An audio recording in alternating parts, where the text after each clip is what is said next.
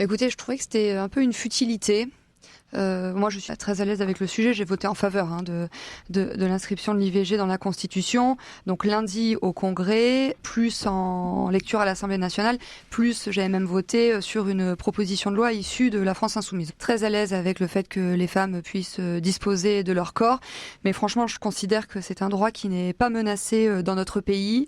Je ne suis pas dupe du fait qu'Emmanuel Macron ait voulu s'offrir un coup de com' à quelques jours de la journée internationale du droit des femmes. Je trouve en fait que ce qui s'est passé lundi au Congrès, ça illustrait vraiment la déconnexion entre les politiques et les attentes des Français qui subissent aujourd'hui une perte de pouvoir d'achat, qui subissent l'explosion de l'insécurité par exemple.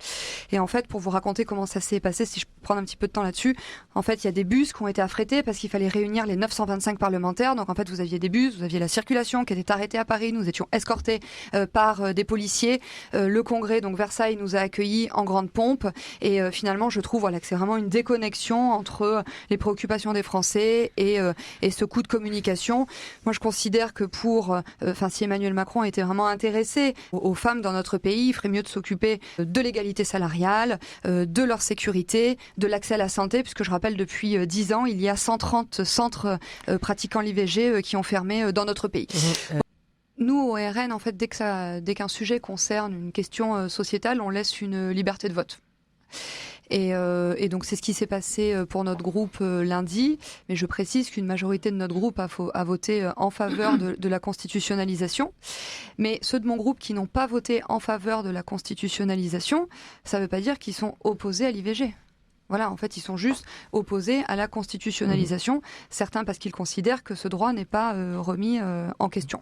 Moi, je veux pas qu'il y ait, en fait, c'est vrai que je m'étonne, mais bon, en même temps, pas tellement, parce que j'ai l'habitude des agitations de chiffon rouge de la Macronie qui est un petit peu inquiète en ce moment, en vue dans la perspective des élections européennes. Donc, c'est vrai de dire qu'il y a une régression aux États-Unis, dans certains pays d'Europe, mais ça n'est pas le cas en France. Je rappelle qu'il y a, je crois, c'est 230 000 IVG qui sont pratiqués chaque année. Mais je le dis, qu'Emmanuel Macron arrête de fermer des centres pratiquant l'IVG, qu'il arrête de ne pas remédier au fait qu'il y ait une difficulté d'accès, par exemple, aux pilules abortives, qu'il fasse en sorte qu'un quart des femmes de France n'habitent pas dans des déserts gynécologiques. Ouais. Et ça, en fait, ça sera vraiment la démonstration de son attachement qu'est-ce que ça va changer cette... Oui, puis surtout, en fait, en lisant l'actualité, on se rend compte qu'il y a une vraie détresse chez les élus locaux. Donc, on a travaillé à l'Assemblée nationale sur un texte qui sera voté lundi à l'Assemblée. C'est une loi visant à renforcer la protection des maires et des élus locaux. Parce que oui, l'ensauvagement de la société touche toutes les catégories, y compris les élus. Je rappelle qu'en 2023, il y a eu plus de 2300 atteintes aux élus, soit 15% de plus que l'année précédente. La Gironde n'est pas épargnée et donc en fait tout ceci fait partie des raisons qui entraînent une crise des vocations. En 2020, je crois que c'est plus d'une centaine de communes qui n'ont pas eu de candidats aux élections municipales. Ce que je regrette au sein de la loi qui va être votée lundi à l'Assemblée nationale, c'est que en fait, le renforcement des peines ne sera pas suffisamment dissuasif puisque les macronistes ont refusé d'introduire des peines planchers.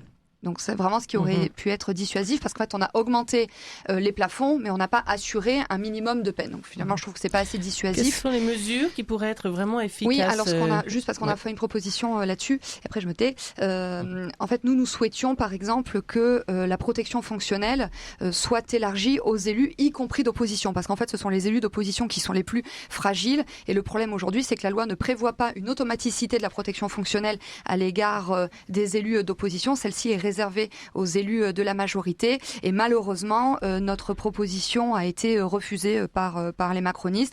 Donc nous espérons qu'ils reviendront à la raison et qu'un autre projet de loi ou qu'une autre proposition de loi sera présentée et qu'elle contiendra cette mesure. Florence Guy. Oui, c'est vrai que quand on entend Bruno Le Maire nous dire qu'il va donc faire 10 milliards d'euros d'économies, que l'année prochaine ça sera 12 milliards, qu'il n'exclut pas une révision de loi de finances cet été si jamais il y a besoin d'à faire des ajustements, c'est vrai qu'on a tout à craindre pour les dotations qui sont allouées aux collectivités. Donc moi, j'espère que le budget des collectivités sera sanctuarisé parce que les maires font un travail remarquable. Souvent, ils se substituent à l'État quand celui-ci fait preuve de défaillance. On a parlé de la sécurité. Moi aussi, j'ai un souvenir. Et inversement. J'ai un souvenir pendant le Covid, ce sont les maires qui se sont substitués à l'État, notamment pour fournir des masques. Oui, moi je vais prolonger les propos qu'on a tenus sur l'engagement des élus et plutôt faire un focus sur la féminisation des élus. Je voudrais rebondir sur ce que vous avez dit. C'est vrai que la maire de Poitiers a soulevé un vrai sujet.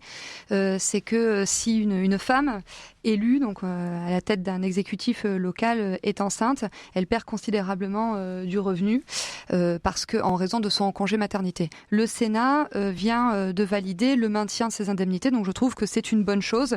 Et moi, je voudrais revenir sur une proposition de loi que j'ai déposée il y a quelques mois. Parmi les 37% de femmes qui siègent à l'Assemblée nationale, un tiers ont moins de 45 ans, ça veut dire peuvent faire des enfants. Sauf que si, admettons, une collègue ou moi-même, nous tombons enceinte, eh bien, les électeurs sont privés de représentants parce qu'une députée ne peut pas, parce qu'elle est enceinte, faire une délégation de vote ou être représentée par sa suppléante. Donc moi, j'ai déposé une proposition de loi en ce sens pour précisément féminiser la vie politique à l'Assemblée nationale notamment.